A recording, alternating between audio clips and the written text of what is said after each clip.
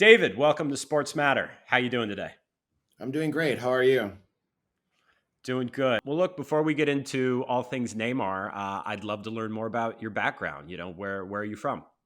Absolutely. I was actually born in a small town near Boston, Massachusetts, in a Greek family. So I was basically born in Greece because everyone around me and on my street, and this is on my mother's side, and then my dad's Brazilian.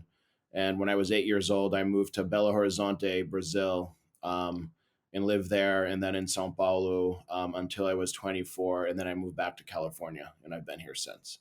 Very cool. Those are a lot of influences, especially from a sports background. Boston people are pretty crazy about their sports, and then Brazil, Well, we know well from your film. yeah, well, the irony is that, and this really explains who I am. So when I grew up there, this was in the 80s, and I was I still am a huge Magic Johnson fan. So I was a Lakers fan, mainly because my dad was a diehard Boston fan. And then, but I also played soccer. And then when I moved to Brazil, that's when I started playing basketball. And basketball was really, um, the sport I played, growing up in Brazil up until college. That said, when you live in Brazil, football, or, as they call it here in the US, soccer, is really your second nature. Every Sunday I would go to games Right. with my dad, and you just live and breathe it, and there's no other way. And here's a funny story. Getting a little ahead of ourselves, but why not? Um, when I went down to Santos, Neymar's original team is Santos, which was the same team that Pelé played for, and all. My dad in the 60s played basketball for the national team, and they went to do a training for the Olympics in Santos. And it just happened that I think it was like 62 or 63. And that was the height of Pele's Santos. And he became friends with Pele, and he became even closer friends with this other player, Lima. And there's a couple of photos of him in Lima. Fast forward to me on the Santos grounds, and the guy who discovered Neymar for the Santos team, kind of the watcher, the scout, right? That went and Yeah. found him, was this same guy Lima. So before we started the interview, I pulled up a photo of him and my dad when they were 18, and he just like freaked out. It was really funny, and it was such a trip to come full circle that way. That is amazing, and one hell of a scout. He found Neymar and many other great players for Santos. Santos has a very Amazing. strong heritage of breaking great players. Gotcha. Were they your club that you cheered for growing up? No, no. Because I'm from Belo Horizonte, I cheered for Cruzeiro. Fortunately, the years I was there and cheering, they were one of the best teams in the world. Since then, they got delegated to the second division, and now finally this year they're back up. The former player Ronaldo bought the team, and now owns the team, so he's doing a great job at bringing it back to where it Awesome, belongs. awesome. Well, we will certainly get more into Brazilian football, but I want to know first, how did you become a storyteller? How did you become a filmmaker? Absolutely. That's a very long story. I'll try to keep it short, but I started off. I've always wanted to make films, but I grew up in Brazil, lower middle class, and that dream is literally impossible to do. But I that didn't stop me from writing, and then from writing, I became a comic book writer, and I would write graphic novels and comic strips, and did quite well, for Brazil. From I was like 17 to I was 20, and that led me into advertising. First as a writer, then as a creative director. And it was really in advertising. Well, both the comic books and advertising became my storytelling school. And I was very fortunate to be able to work with big time directors like Spike Jonze and Alejandro Inarritu and David O. Russell, and just seeing them on set and working, collaborating with them. Even if it's on commercials, you learn a lot. And then, ironically or coincidentally or by fate, the first thing I really directed, or had a strong hands on, was a Nike football series. It was the first. This was in 2007, 2008. It was the first documentary series that a brand had put out for football, and it was for Nike. And we focused on.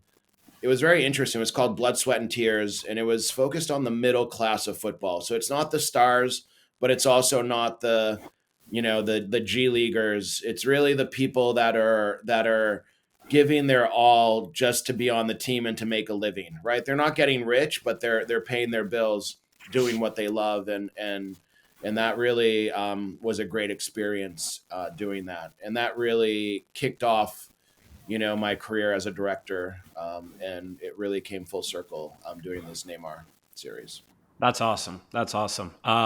Yeah, that Blood, Sweat, and Tears sounds really cool. That's like whenever you watch a show like Hard Knocks, those are the storylines, the characters that I'm most, drawn in by. It's not the guys who, their contracts are going to be fine and they're going to start. It's the guys who are like working their ass off just to make the team and not get cut. Yeah, it's interesting. Yeah, There's one of real the episodes was with Clint Dempsey when he was still playing, when he was in England, and just seeing right. him, I think he had just moved from the States to England, and just seeing him try to make it there was, I give that guy a lot of props. A very nice guy as well.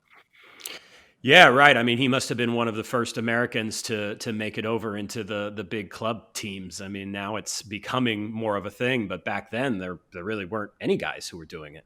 Yeah. All right, so we touched on your sports background. Big basketball fan, big football, global football, soccer fan. Any other sports or teams that get you the most fired up? I love all kinds of sports, but to be honest, I when the World Cup comes, Brazil is the team of my heart. But on a daily basis, I really follow the Lakers and Cruzeiro. Those are my two teams. Well, let's put a pin in the World Cup because I definitely want to come back to that, Yeah, especially given how pivotal it is in Neymar's arc and journey and story, and whether or not he's going to come back, right? yeah. But let's tee it up. So, how did you first get involved in the project? How did all these pieces fall into place? Yeah, it's a curious story. I was working with Spring Hill, which is LeBron James' company. We were actually doing a series about basketball players and the history behind their tattoos, and that ended up, it was in development. It ended up not going anywhere. But in the middle of that development, they got a call from Netflix saying they had a deal with Neymar, and Neymar wanted to work with LeBron to bring this series to life. What Spring Hill does that's very interesting is their motto, for lack of better words, is more than an athlete. So they really instill the trust and the confidence that they're going to make content that elevates the athlete and kind of shows a side of the athlete that doesn't really get to be shown in the news or in the press or in other more traditional formats. And with that promise, the deal was made, and then after a lot of pitching and a lot of conversations with Netflix, I get a call out of the blue saying, "Can you go to Paris tomorrow? Neymar is signing with Barcelona, and that's going to be the first shoot, and also your chemistry session with him." And the series is going to be about his triumphant return to Barcelona. And I'm like, Wow. So, what I can't year? go Yeah. tomorrow. Huh? What? Sorry to interrupt. What year was that? So, when did this actually This is in start? 2019. Okay.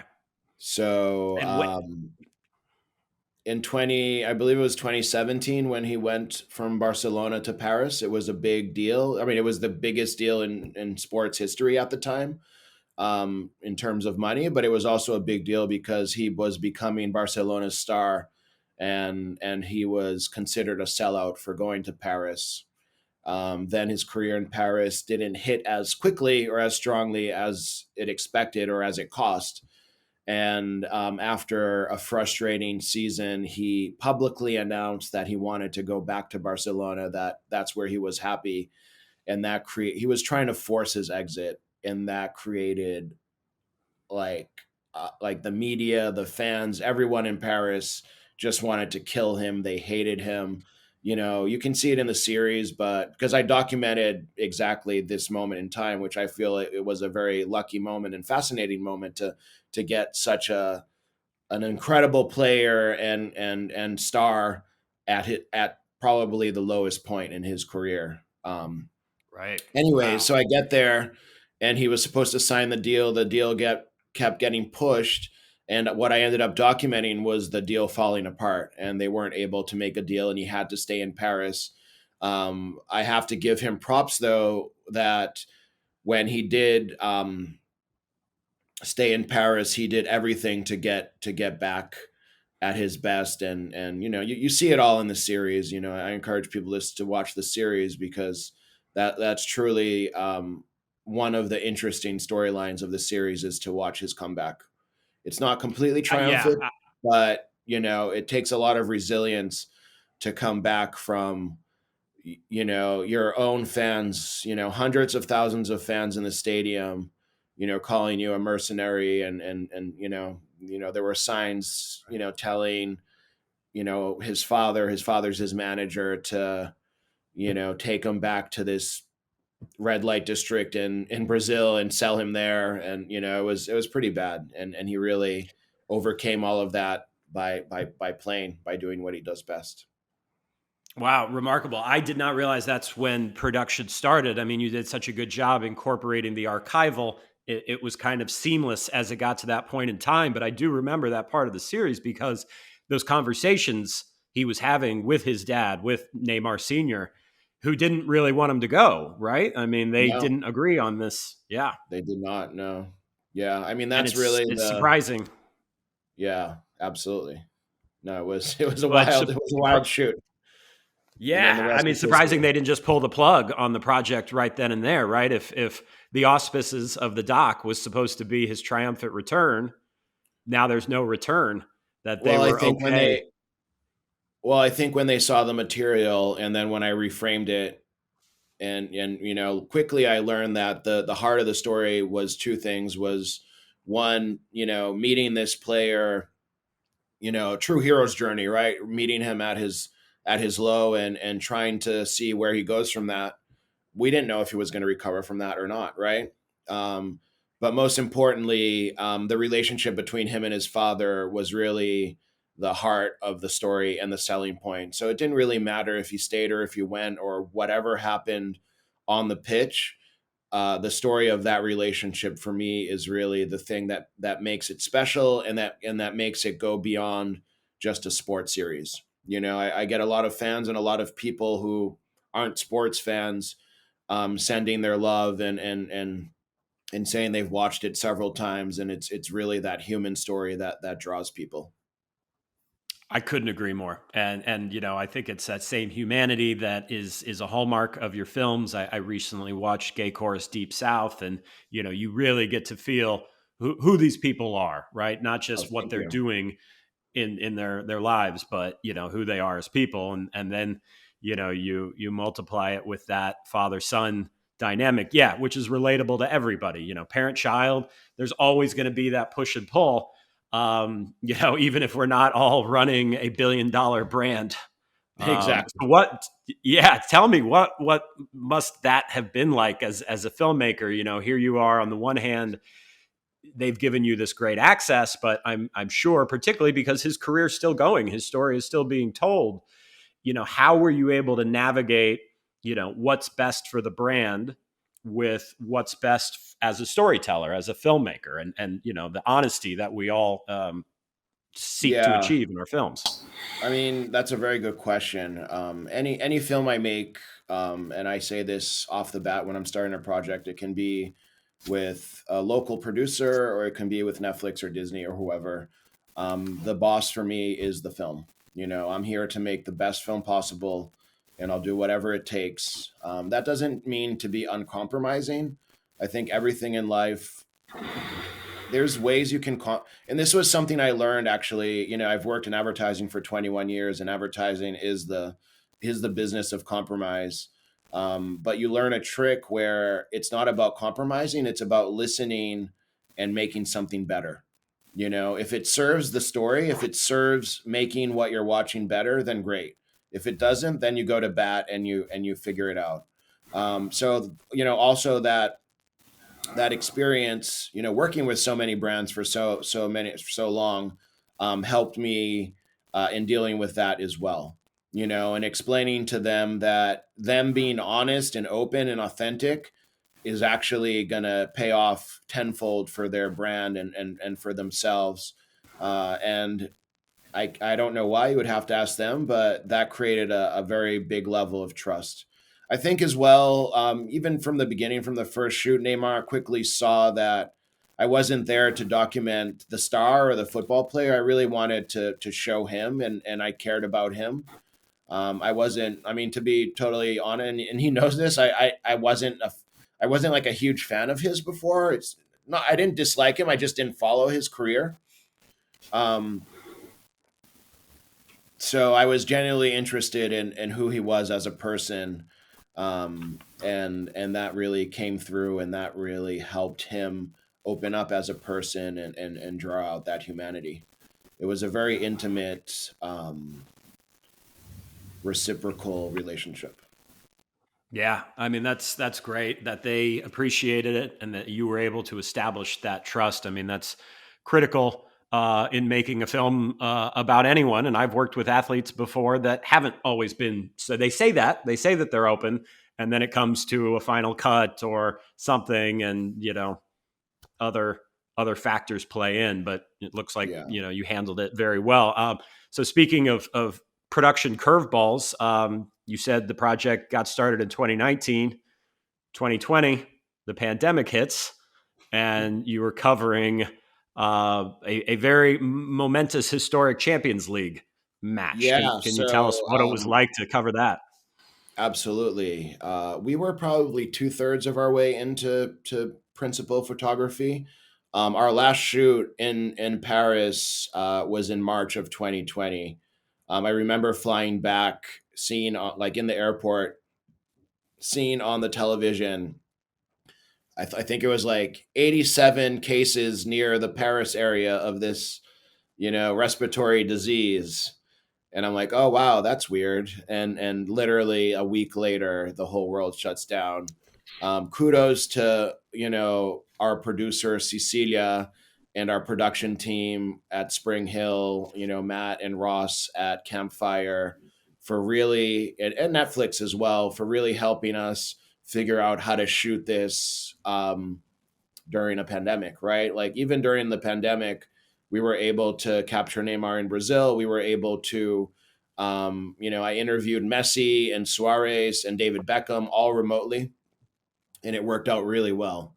And that was a great learning. And luckily, the Champions League unfolded as well. All of that was, we had shooters on the ground, but I was literally directing remotely via WhatsApp and Zoom. And, I had like a crazy command central with many screens talking to many people at the same time. And it felt weird, but it worked. And, we were able to get the job done. To be honest, during the Wow. pandemic, the hardest part for me was editing remotely.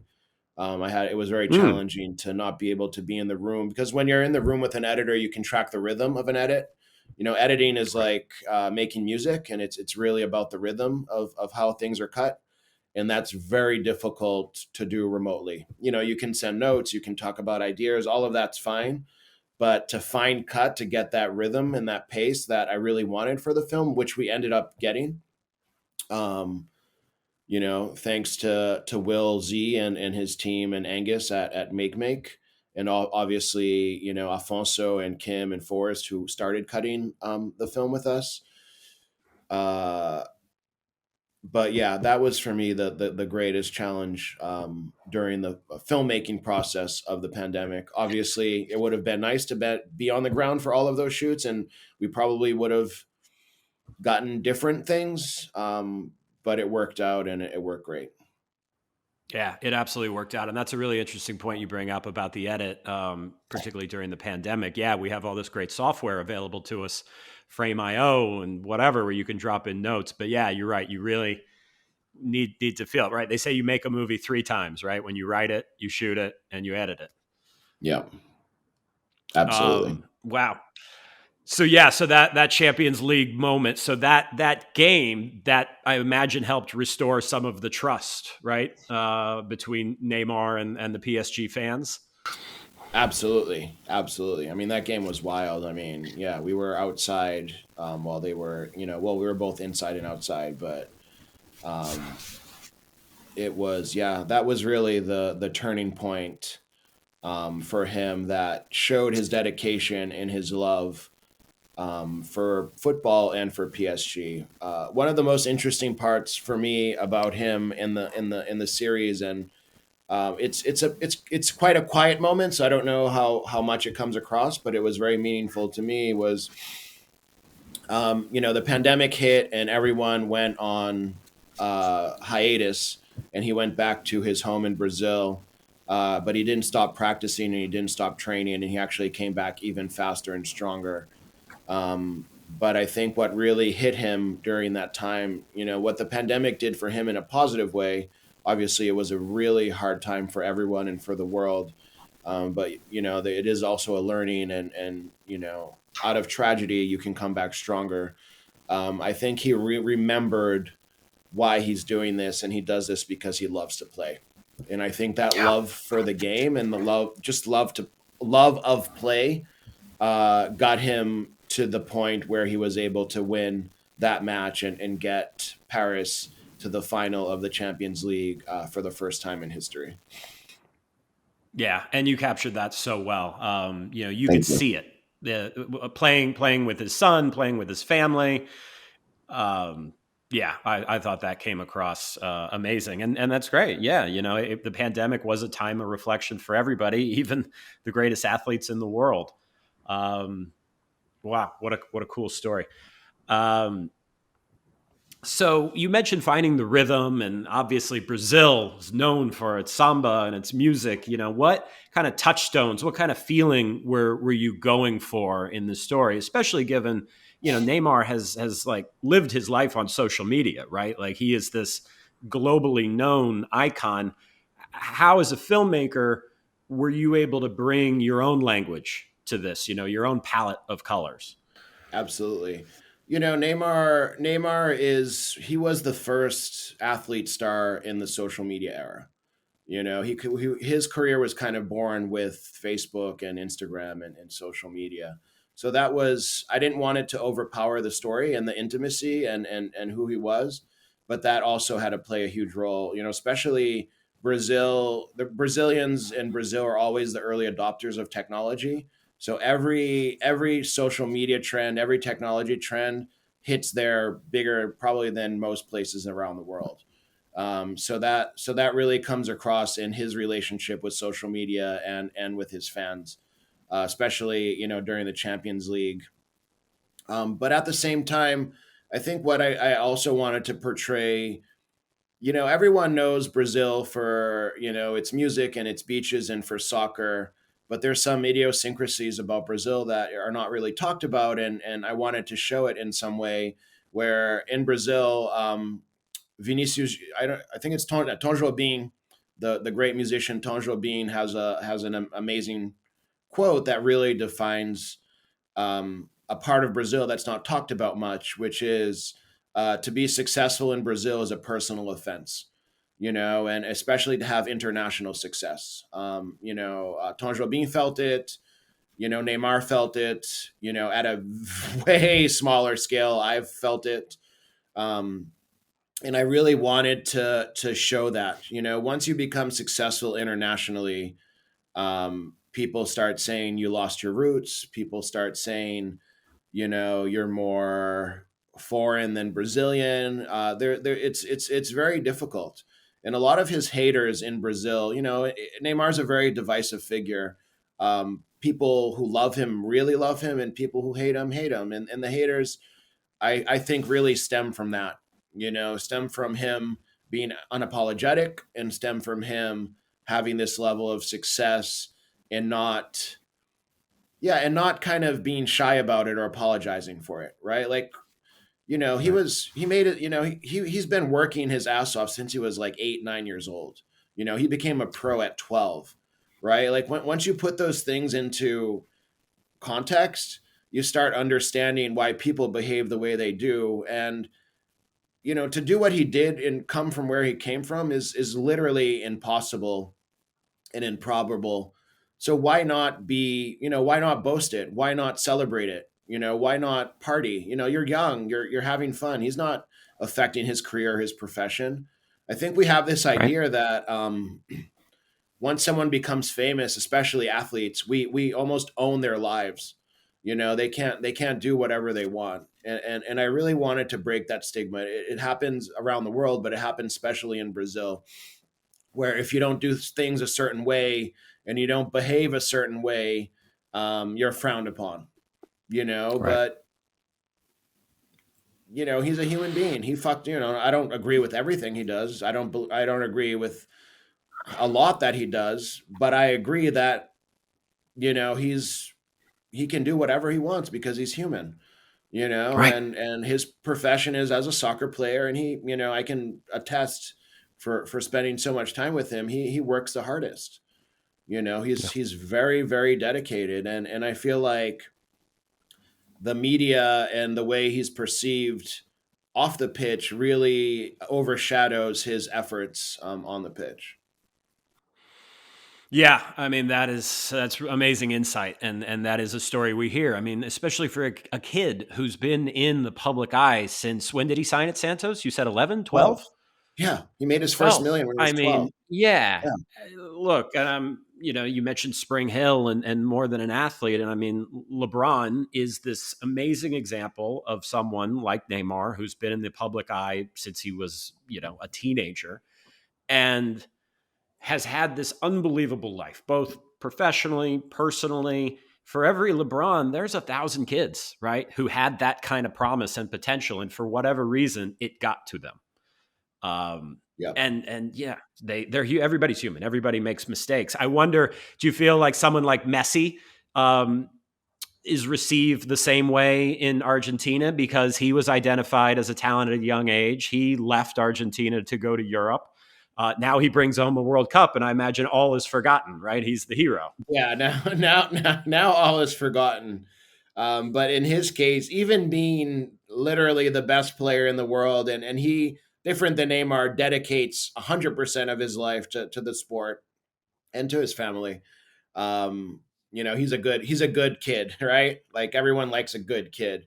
But all of that said, when he wasn't winning the World Cup, right? In the other three times where he lost the World Cup, people in Argentina were like, "Oh, he's not even Argentinian. He went to Spain before he became professional. He's been there since he was like, I don't know, like 12 or something. He went very young.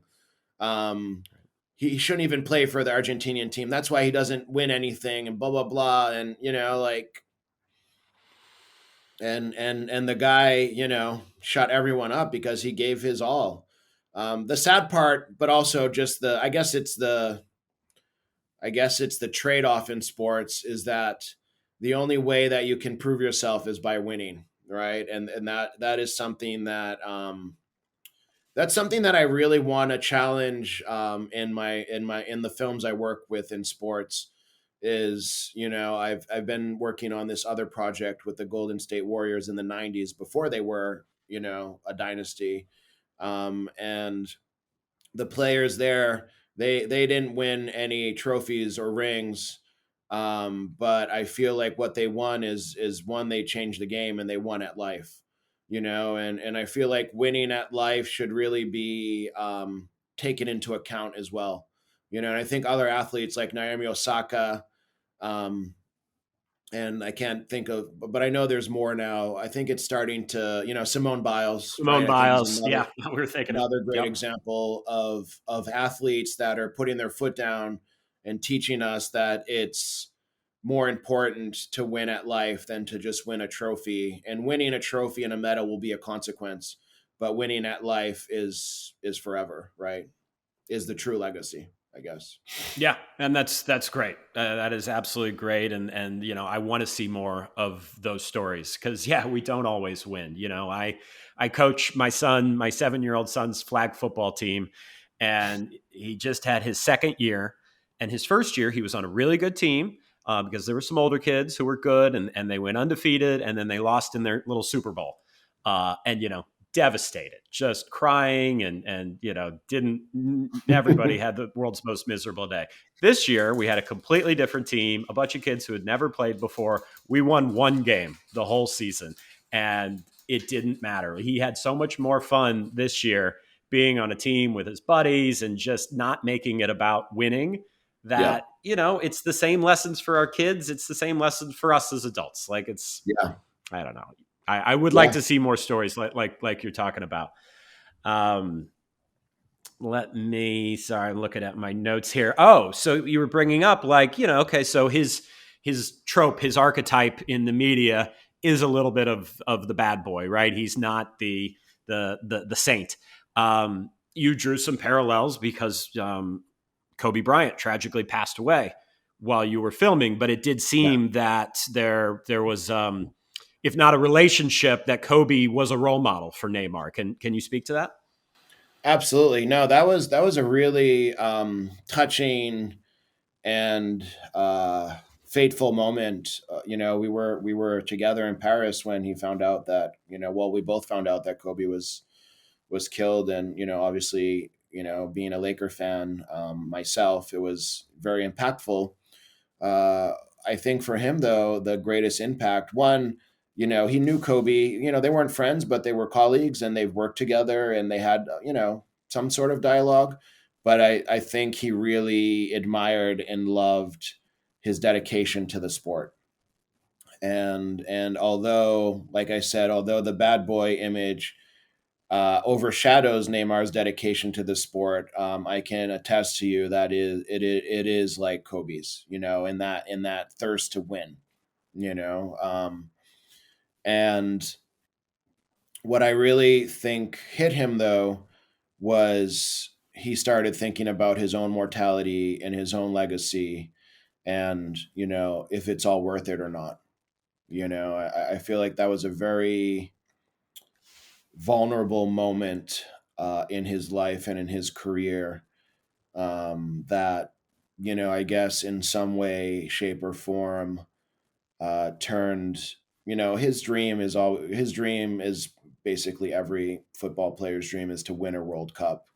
I think Kobe's death really put that into um, an even greater goal, Right. because he wants, that would be a way to cement his legacy. And that's why this World Cup was so heartbreaking, because that game against Croatia, he gave his blood, sweat, and tears and scored that goal, and Brazil was going to win. And then they just got overconfident towards the end, and we all know the story behind that. But that was his Uh, moment. I connected that it back was to. he had his moment. He had the goal. It seemed like they were going to advance. My wife was born in Brazil. We were watching it. I think I was screaming at the TV, "Park the bus!" Right? Like, what are you Yeah. doing? Why are there only four guys back on defense? Yeah, I was testing. I was texting with Neymar's family and his managers and stuff, and yeah, it was so hard. I was so very. There were very few times in my life. I think the Lakers in Boston final, when the Boston Celtics won, like, I don't know, 10 years ago, and then this one were probably the two hardest moments for me in sports, Yeah, yeah, I believe it. because I We knew what have it meant to Brazilian. him, and I knew if they won, they had a very good chance at getting the title. Obviously they would have faced Argentina, and who knows what could have happened. Um, but I felt that team, out of all teams that Neymar played with in the World Cup, that was by far the best team, and that had the greatest chances of winning. Yeah, right. Because he's always been kind of, the young guy, that energy, the artistry. But now he's got, all these other guys around him who were just making highlight goal after highlight goal. I would Exactly. say to friends watching the U.S. play, and it felt like whenever the U.S. scored, it was like 15 things had to go right. When Yeah. Brazil scores a goal, it's just one magical touch, right? It's just, you see the beautiful game when they play it. Yeah. So what do you think that means, right? In the context of all this, he is getting older. He's is he coming back? Is he going to give it another run in 4 years when it's here in North America? I feel strongly that he is. I think that actually, I think that Messi winning, he's very close to Messi, and seeing Messi at 36, I think 35, 36, win the World Cup, I'm pretty sure inspired him. I'm speaking for myself. I haven't spoken to him. Um, I'm pretty sure it inspired him to take another run. You know, he really wants it, and I feel like he'll try to get it until he can't anymore. And I think in 4 years he'll still be, at his highest. He still has another, I think, 3 years with PSG on the contract.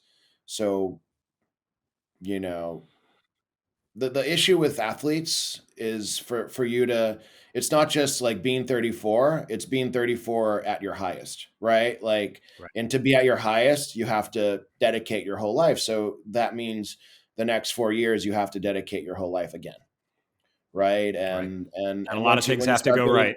Yep. and when you start getting older, other things start happening in your life, and you have other interests. So it's a constant challenge, and money is not really the objective for athletes want to win. um, but it gets to a certain point where your body starts getting beaten up and tired as well, and you're like, is this sacrifice worth winning? Because I still have, especially now with life expectancy, right? I have another 50, 60 years in my life. Like, am I going to kill myself now, or am I going to, enjoy the spoils that I've, made through Right. through this miraculous career? Especially given some of the devastating injuries he had. I mean, the one in the World Cup back in 2014. Yeah, that was really bad. Yeah, that was very traumatizing. Wow. Yeah. I mean, I can't even fathom how painful that must have been for him. And now the dynamic on that PSG team where Mbappe and Messi were going at it in what was possibly the greatest World Cup final ever. And he was left to watch it like the rest of us. Yeah, I'm sure that hurt, but at the same time, maybe empowered him for 2026, and yeah, Yeah, this is the hopefully. tricky thing, right? So I'm doing a podcast about sports content, right? It's very popular right now, and there's more content than there's ever been before. Was there ever any discussion about? I know you mentioned the impetus for the film was to document his triumphant return to Barca, but his story's not done being told. Was there ever any talk about waiting to release it, or capturing it over a longer time period, or could you do a follow up? What do you think about telling an athlete's story kind of as it's still happening? Yeah, I think it's amazing. I don't think my work with Neymar is done. After the series came out, he really loves it, and he wanted to start a sequel immediately and focus on the World Cup. But ironically, or I don't, who knows why, none of the streamers bought it. Nobody was. Everyone thought that the season one was so successful, and it was too soon to do something new with him. So yeah, it's no nobody wanted to play that bet, and I think a lot of people were nearsighted, where they thought that the success of the series of this, the second season would be about him winning the World Cup, and that was a crapshoot, is a big risk, but it's really not about winning. Like, actually him losing is makes an even better story. Um, and we, Spring Hill, LeBron, Neymar, like everyone really wanted this, but we couldn't find a single streamer to believe in us for this second season. Yeah, I'm shocked. I yeah, I am yeah. beyond shocked And hearing and that and, and here's because a fun fact. With 28 days, Netflix releases the kind of the viewership in the first 28 days, and the average was around 70 million viewers, and it was in the top 10 in 52 countries. It was seen more globally than The Last Dance in the first 28 days. Wow. Just like letting that sink for a second. I mean, that's a level of viewership that you just got 70% of the Super Bowl. Like, and Yeah, Last Dance was, this cultural phenomenon that we all talked about yeah, during the pandemic, and it did bigger than that. I mean, that's soccer is truly a global sport.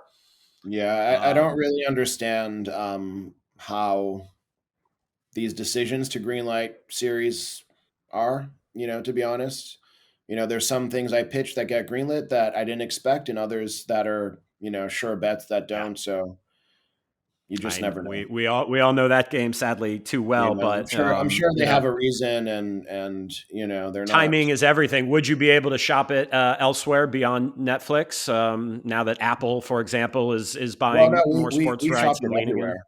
We everywhere? Okay, shopped it everywhere. No, nobody could see the potential, which is insane. that's truly Um, insane. But I guess timing is everything. Give it another couple months, and everything will change. yeah, exactly. Yeah, I think there's still another chapter left to be told in his story. Absolutely. Tell me more about this Golden State doc, if you can. So you said it was Tim Hardaway and Mitch Yeah, Richmond and I Chris can tell you the Mullin. Yeah, premise. I can't talk much more about it, but sure.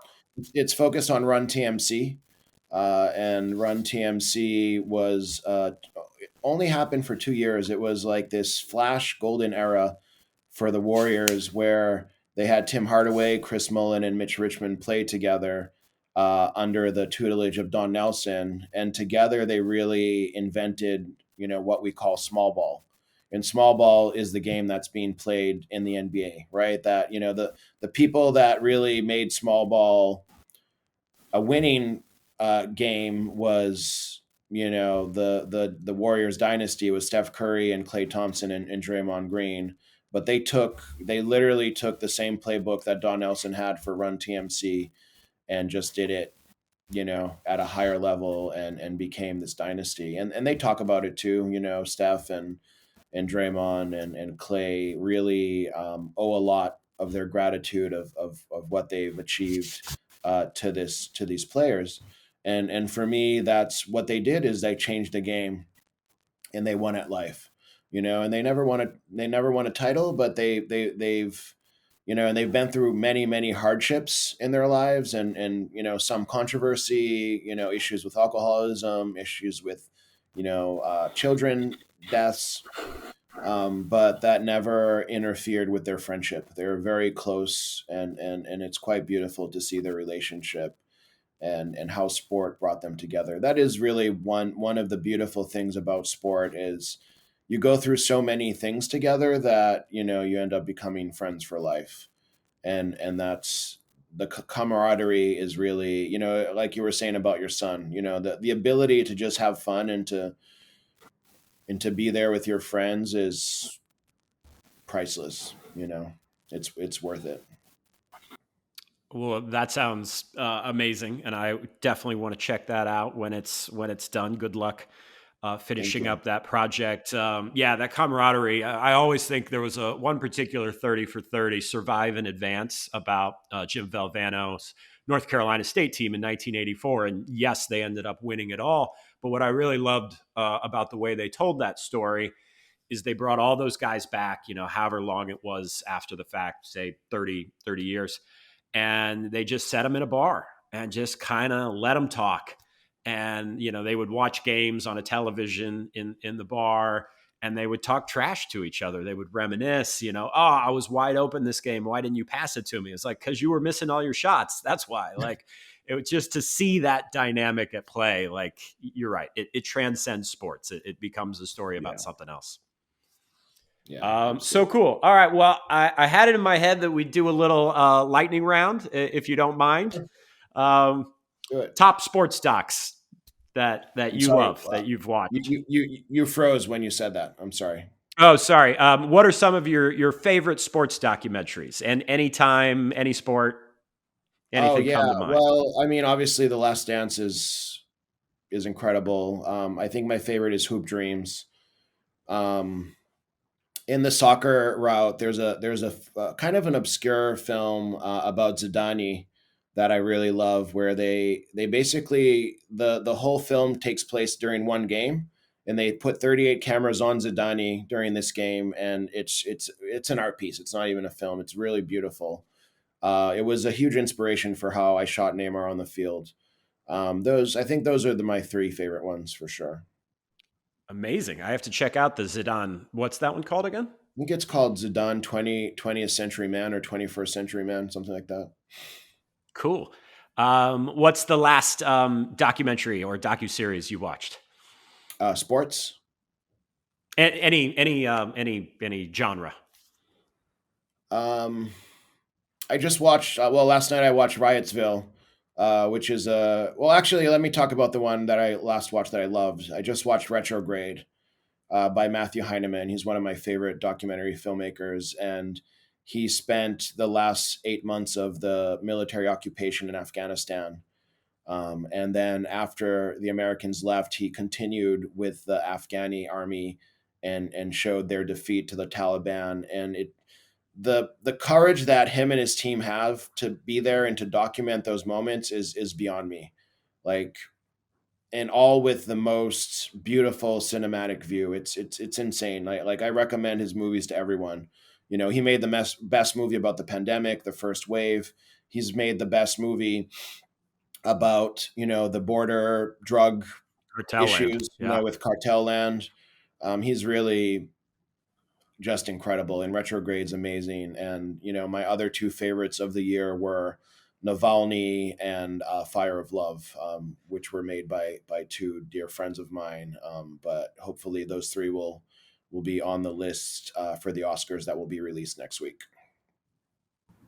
I would not be surprised to hear all three of those. I haven't watched Fire of Love yet, but Navalny, yeah, was breathtaking, and the fact that despite it all, he came back, right? Unbelievable. Last question: your dream dinner party? Who's coming? What are you serving? Alive or dead? Yeah, yeah, that's a great question. Well, I always love dinner parties with unexpected guests, so I would invite a few, but then I would, hope that a bunch of random interesting people showed up. Three of my greatest idols are, Magic Johnson, obviously, but then Alejandro Jodorowsky. I think that would be an interesting pairing. And then maybe a more obscure person I love is Tony Wilson, who created Factory Records and launched the careers of Joy Division and New Order, and created a whole. He basically was responsible for modern day raves around the world. So that shows a little bit about all of the sides of things I like, and I love to just mash them all together. Um, but those would be my guests, and then I would hope that they would invite some really cool, interesting people to join us.